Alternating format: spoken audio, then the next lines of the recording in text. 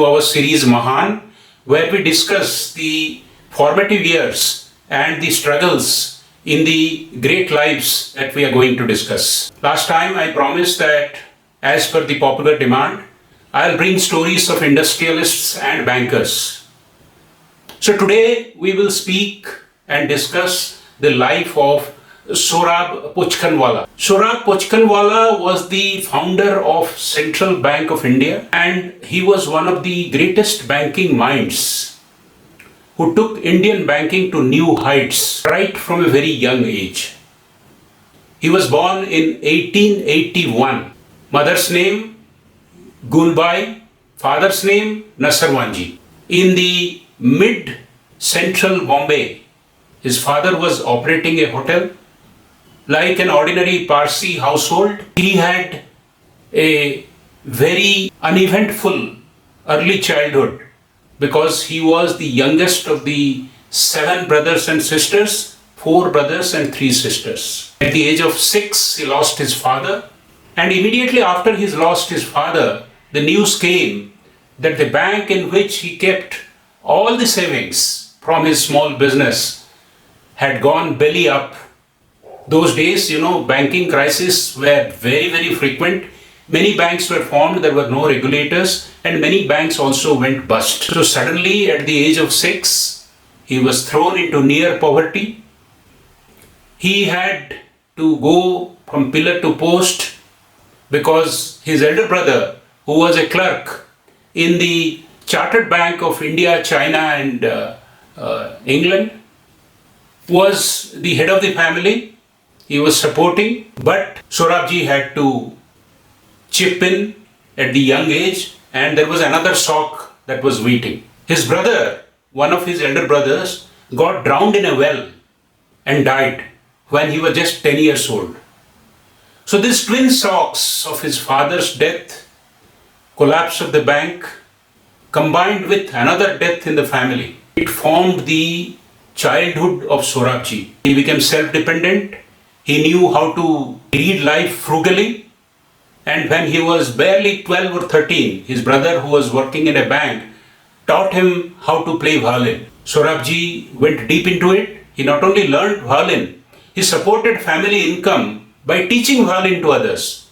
And during that period, he wrote 3 plays which were staged in the Bombay famous theatre circuit. He passed his matriculation at the age of 16 from Xavier School, but immediately next year, he failed in the first college examination. Biographers say that he had his eyes set high, so he had no interest in pursuing normal college and school studies. Because his brother and his uncle both were working in the Chartered Bank, one as a head clerk and the second as a bookkeeper, he was offered the job of a clerk for the salary of 20 rupees a month. And this was when, in the year 1899, barely when he was 18 years old. And he not only went ahead and learned his work, but also went to learn the work of the whole bank. During that period,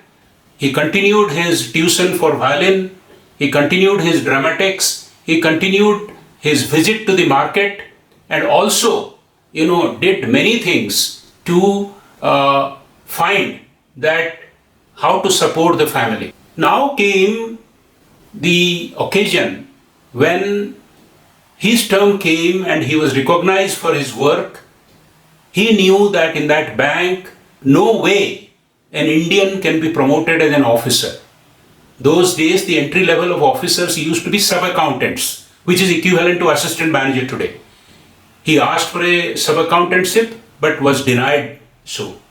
So he decided to leave the bank. Then he was persuaded by the family that this is a good job. Now by this time he was already getting 25 rupees a month. So he was not only confused, he was very eager to prove himself his banking knowledge. Now when he was 25, a bank was formed in India, which that time was called Bank of India. This was promoted by a group of Parsi people led by Sir Kawasji Jahangir, Dadabhai, who was the father of J.R.D. Tata, Mr. Khatau, and so on. So, as he was very enterprising, he approached the promoters and told that he is willing to work even free if he is offered an officership. So, people were impressed with his enthusiasm, and he was offered the job of a sub-accountant at the salary of 150 rupees a month.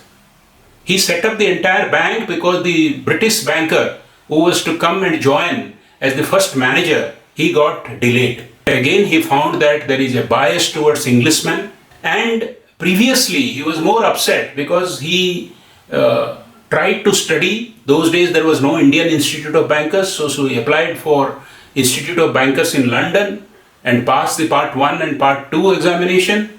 But the bank refused, that there is no provision to reimburse the £5 reimbursement honorarium which he was entitled to.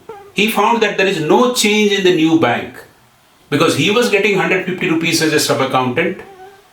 Another fellow who was the accountant was getting 500 rupees, and Mr. Stringfield, who was the branch manager, was getting 5,000 rupees a month as salary. So this upset him.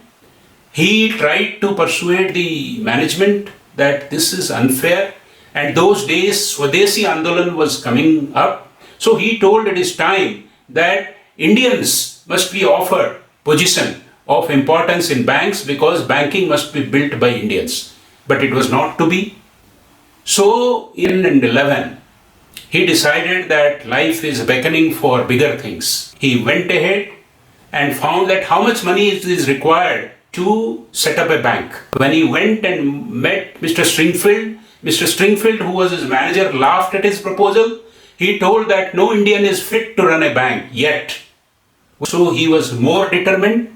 He went to the market, contacted his contacts, and collected that 20 lakh rupees which was required to be the initial share capital of a bank. He formed the bank, but he wanted that this bank should be recognized as a good bank to begin with. So he called people of eminence to come on board. He requested many people, but people told that although he has formed the bank, he must give away his powers to the board. He immediately agreed. So, sacrificing his ego, he allowed the board of directors to take control of the bank he has formed. And so, the Central Bank of India was born, and he became the MD and CEO of the bank at the age of 30. He was born in 1881. He formed this bank at the age of 30 in 1911. After that, it is history, how Central Bank became a household name. Within 1 year, he opened 6 branches in all the prosperous areas of Mumbai. And in the beginning of 2013, he opened a branch in Karachi. There were many people who spread slanders saying that his inexperience, the bank is about to go down, the bank is not honoring depositors, and all his initial phase. His chairman, who was Sir Firoz Shah, used to tell one thing, that Mr. Pochkhanwala had the capability, has the determination, and has the ideas.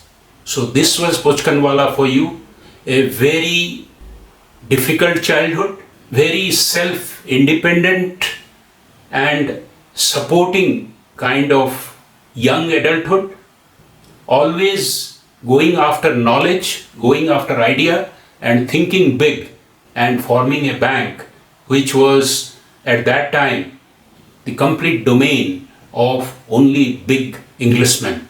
Thank you for listening. I'm sure you would have liked this story.